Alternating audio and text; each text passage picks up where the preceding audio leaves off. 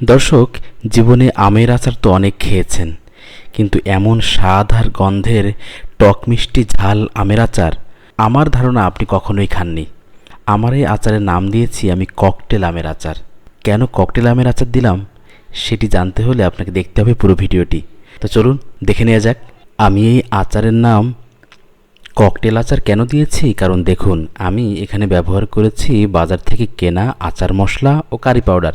মজার ব্যাপার হলো এই আচার মশলার মধ্যে মরিচ, হলুদ, রসুন, জিরা, কালো জিরা, মেথি, মৌরি, সরিষা দানা, রাঁধুনি, তেজপাতা সহ প্রায় সব উপাদানই রয়েছে, যে কারণে আমাকে আলাদা করে কাঁচা মশলা ভেজে বেটে গুঁড়ো করার ঝামেলায় যেতে হয়নি।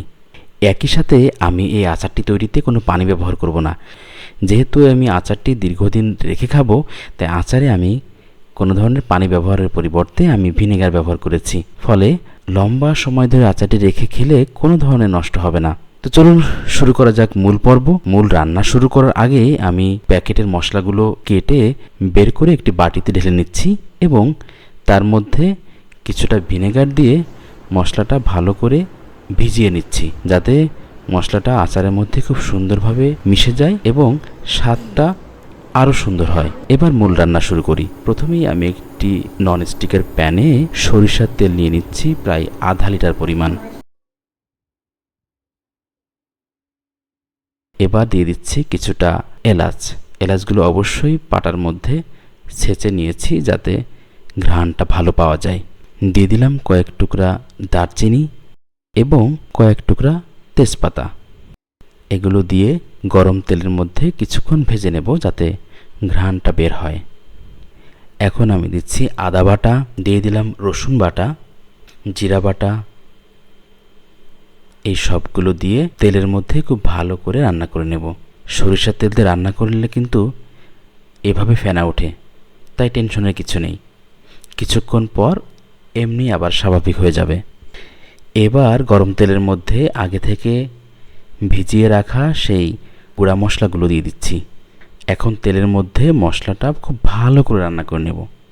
মশলা কষানোর সময় খেয়াল রাখতে হবে যেন কোনোভাবেই প্যানের নিচে লেগে না যায়। এবার দিয়ে দিচ্ছি আরও কিছুটা পরিমাণ ভিনেগার। এখন দিচ্ছি স্বাদমতো লবণ। এবার দিচ্ছি কেটে রাখা শুকনা মরিচ। এবার দিচ্ছি সবচেয়ে গুরুত্বপূর্ণ জিনিস, গোটা গোটা রসুন। রসুনগুলো আমি কিন্তু খোসা ছাড়াইনি। এবার মশলার মধ্যে ঢেলে দিচ্ছি আগে থেকে কেটে শুকিয়ে রাখা আম। আমগুলো আমি কেটে কয়েক ঘন্টা রোদে শুকিয়ে নিয়েছিলাম।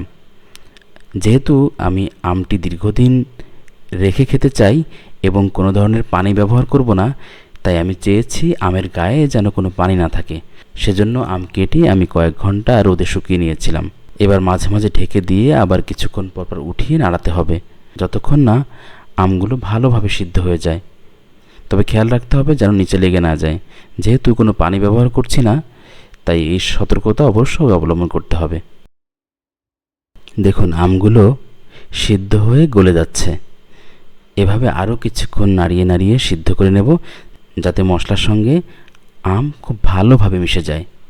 এবার দিচ্ছি স্বাদমতো চিনি।